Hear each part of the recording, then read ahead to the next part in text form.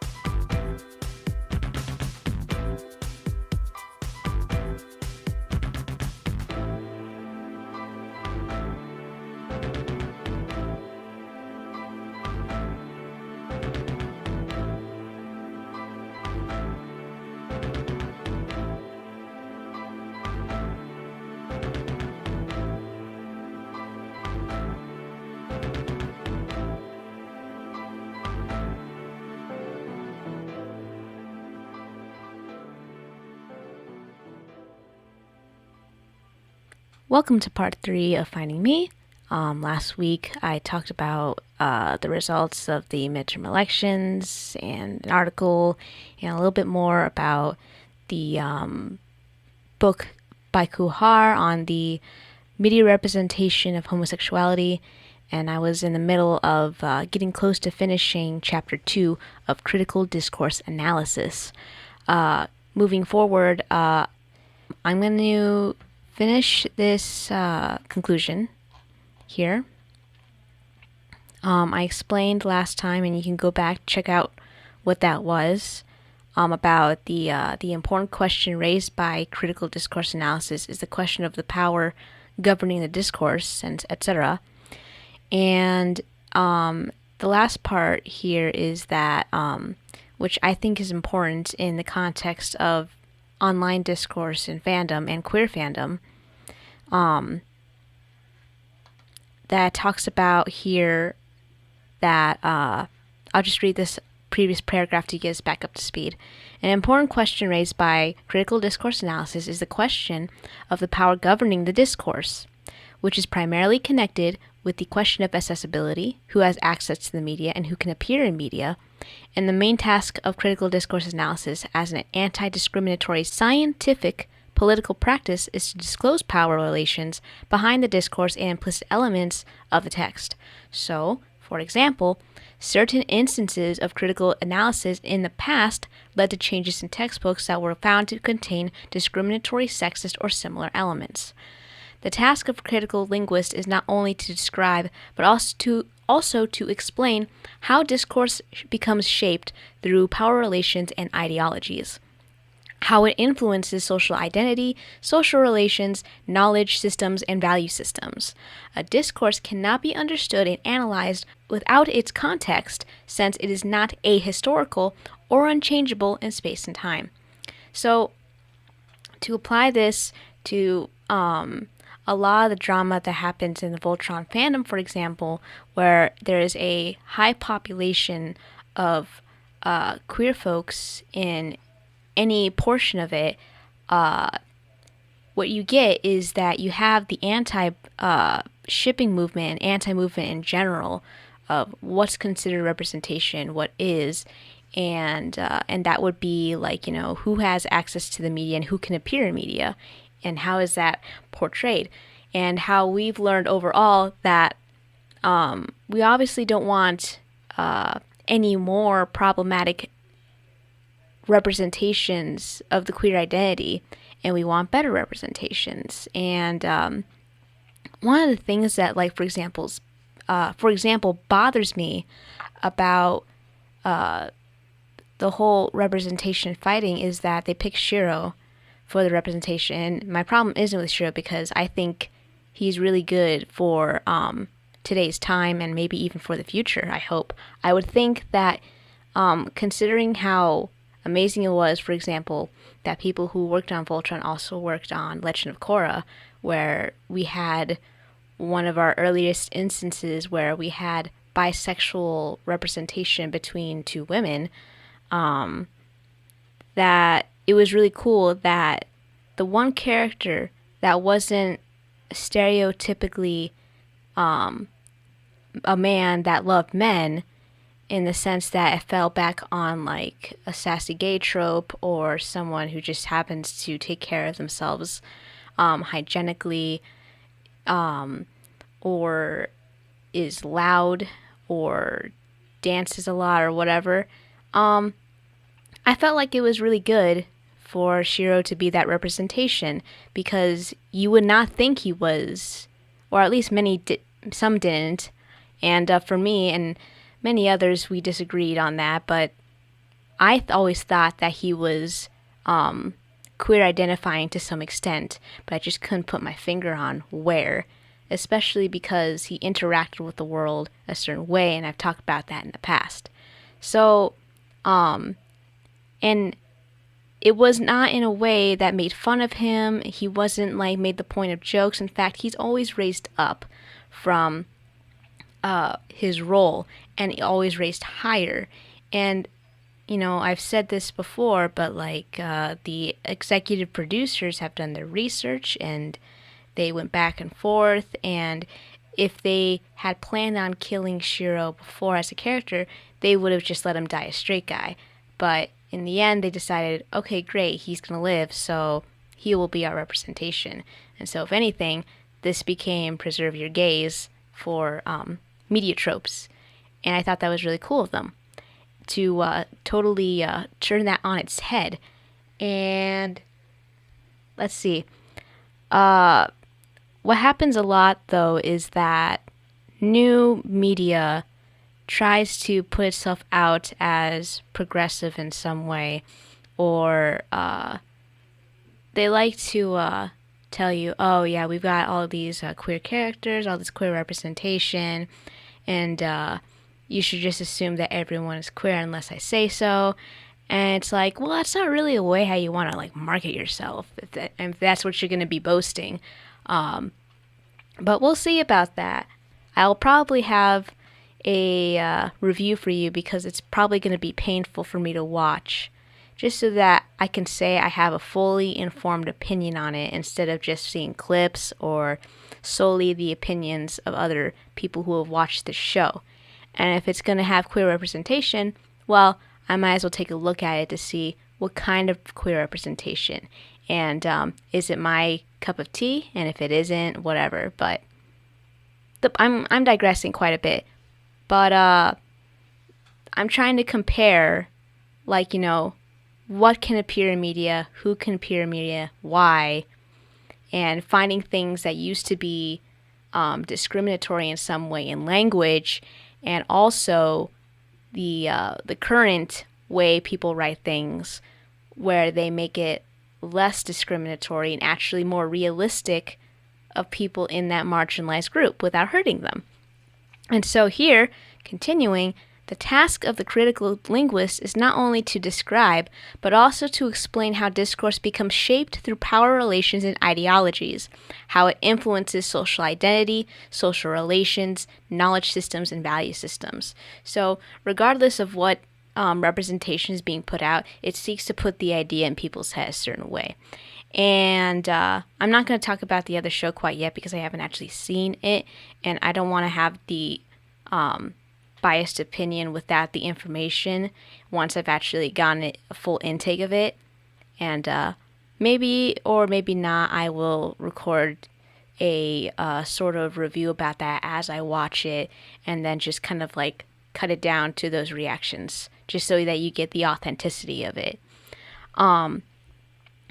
And so what I got out of the fact that they showed that Shiro had a boyfriend that he was basically breaking up with just made it so realistic to me, because he was a young adult. He wanted to be the best pilot he could be, because that's his role. And he was experiencing normal relationship issues. He was juggling the fact that not only did he have a chronic illness, and he was at risk of dying very soon because of this illness, but he still wanted to have to fulfill these goals of his. And that's really cool. Queer people always have these goals in mind in their lives, whether it's piloting or starting any new project or, anything.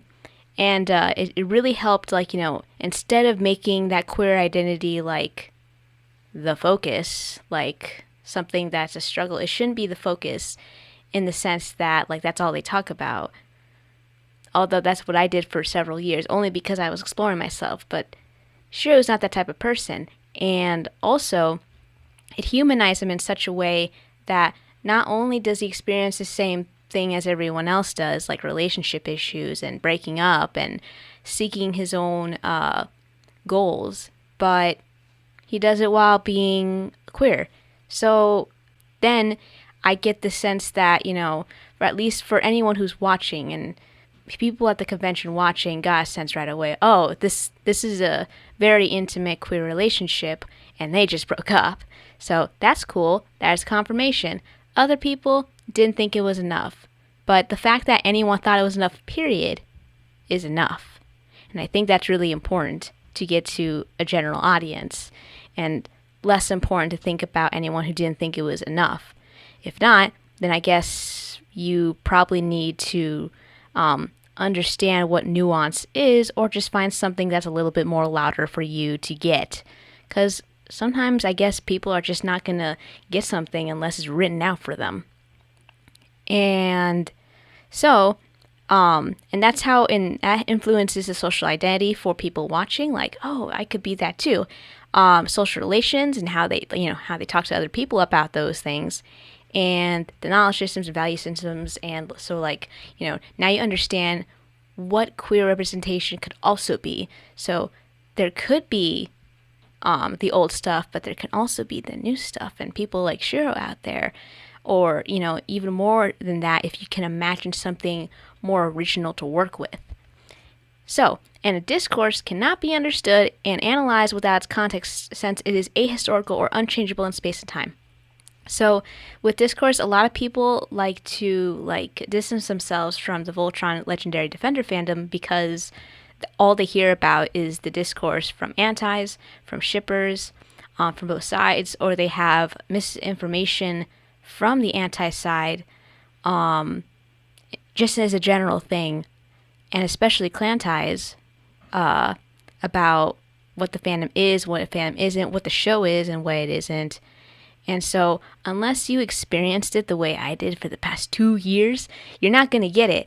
And you have to, get it from the source. You have to look at both sides. And I've seen more than I care to of both sides. And to be fair, I actually started at least 3 polls minimum, but I will share links to all my polls for shipping preferences. And in fact, I might redo those polls, because it was the first time I started these surveys where I wanted to see the preferences and demographic identities of people who shipped XYZ ship, and why, and where are they from, what languages do they speak, what is their demographic. So I wanted to get that to see the diversity of each group, and while taking into account the cultural aspects they may be living based on those demographics, and what that ship means to them, even though I might no TP something. So, in conclusion, discourse analysis attempts to reappraise the elements of the rhetorical structures incessantly recurring within the specific discourse, and thus defining it. Since we are constituted as social subjects through the discourse, in this study, the CDA methodology will be used to identify the principles behind the constitution of the homosexual as a social subject.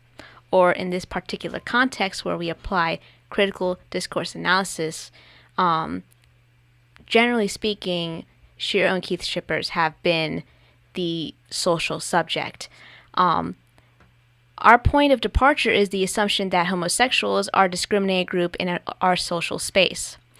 It is precisely this assumption that makes us convinced that the application of critical discourse analysis principles to a discourse analysis of media representation of homosexuality is the most suitable approach.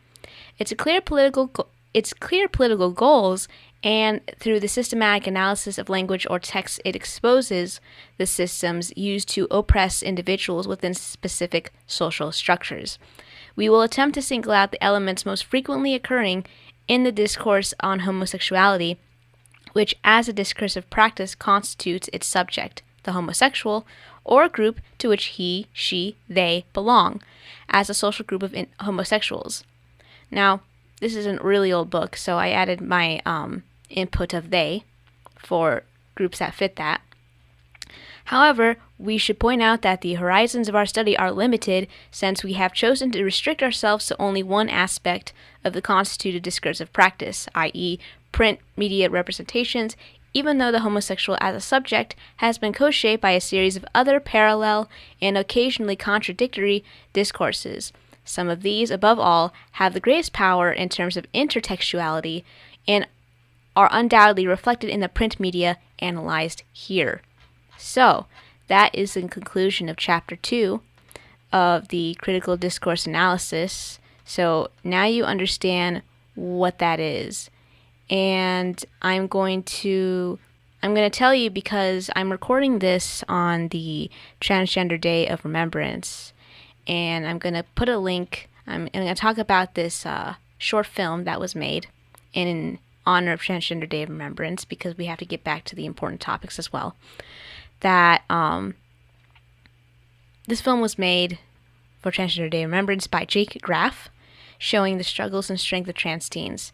And in this article by LGBTQ Nation, it talks about trans actor, director, and activist Jake Graff has collaborated with Mermaids and Gyres, two UK-based advocacy groups for trans and gender nonconforming youth, to create Listen, a 5-minute short film featuring young trans actors discussing challenges they face at home, school, and in their personal lives. The film's actors are between ages 11 and 15 and have all personally experienced discrimination. Listen reflects their experiences, emphasizing the need to hear and support them, especially when they're silent. In the film, one girl listens as her parents argue about who caused her gender identity. One girl gets abandoned by her boyfriend and mocked by his pals. Another boy starves himself, too scared to eat in fear of the mockery he'll face in the bathroom. Another teen cries in front of the mirror, scared at how their body will change without hormone blockers. Here's the film, which I will now make sure to drop into the links area, and I'll try to embed that so you can just watch it right there on the site and give that film the support it needs. Graff, the film's writer and director, a trans man himself, said, "As a transgender man who grew up feeling lost, scared, and unheard, I am more than aware of the damage that can be done to trans children when they are not listened to during their all-important formative years." He continued, "When school life is difficult, it can often feel like there is nowhere to turn. Trans kids are constantly in media, doubted, and vilified in equal measure, and it was really important to me that they are just seen as the children that they are, as deserving of kindness and respect as anyone else." In addition to being the film's director, Graff is also an actor recently starred in Colette, a film about the 20th century French woman battling her husband for credit over literary achievements. Graff says the increase of trans visibility in media has also spurred a backlash against trans rights. Trans children are attacked so frequently that feel powerless to stand up and be heard. We hope this film gives a voice to all the transgender children and begins much-needed conversations about positive progress. Susie Green, CEO of Mermaids, CEO, added that she and the film's other associates hope it'll be used as a resource by schools and other organizations looking to positively affect the lives of trans people. So, and I hope that does happen too. Because I finished up my critical discourse analysis and broke that down, maybe we can look at that together and I can give it my full review and my authentic reaction because it's such a short film. So maybe we can talk about the feelings, and in the meantime, you can also check that out when I drop it, and you can tell me what you thought about it, and I will read your comments, along with other comments that I've received in the past 2 months regarding my critical discourse analysis work in queer fandom. So thank you for listening, thank you for watching, and you'll hear from me next week. Bye! Did you find yourself today while finding me? Feel free to send me a message. You can contact us at 701-566-0917, at Nemo Potatoes on Facebook, Twitter, or Instagram. Contact me through my contact on kpppfm.com. /finding-me on that tab, or email me at nemo@kpppfm.com. If you'd like a sneak peek to the building of Finding Me programs in the future, consider becoming a patron at my Patreon at patreon.com/anemonefish.